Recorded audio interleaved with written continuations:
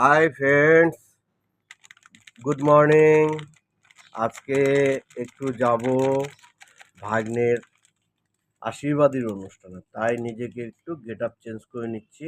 একটু রূপচর্চা যাকে বলে, একটু রূপচর্চা একটু রূপচর্চা করার জন্য করা আছে। কি দিলাম? ফার্স্টে বেসন দিলাম। বেসন এখন দিব সামান্য একটু হলুদ। দিব।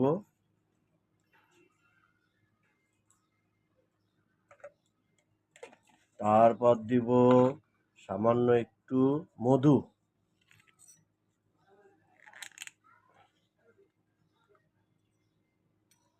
দিলাম।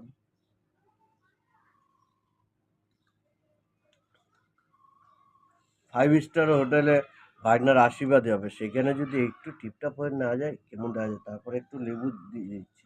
ঠিক আছে, এবার এটাকে ভালো করে ফ্রাই করব, মিক্স করব। যেটা হলো ফ্রাইটা আমি মিক্স করব। একটু সামান্য একটু জল দিয়ে দিলাম।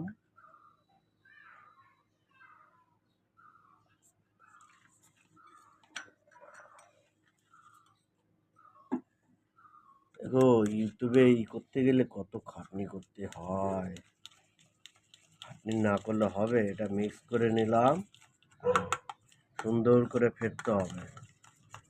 তোমরাও এটা ঘরোয়া চর্চা করে নিতে পারো, ইমার্জেন্সি যেটা, এটা স্কিনের পক্ষে খুব ভালো ঘরোয়া পদ্ধতি।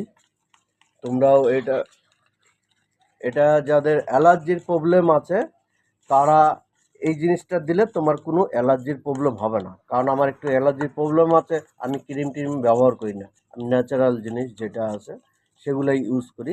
এই যে এটা মিক্স হয়ে গেল, এটা এখন কি করব? এটা এখন মুখে মাখবো। মুখে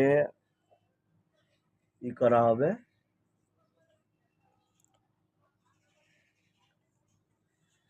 মুখে মেখে আধা ঘন্টা পর মুখটা ওয়াশ করতে হবে।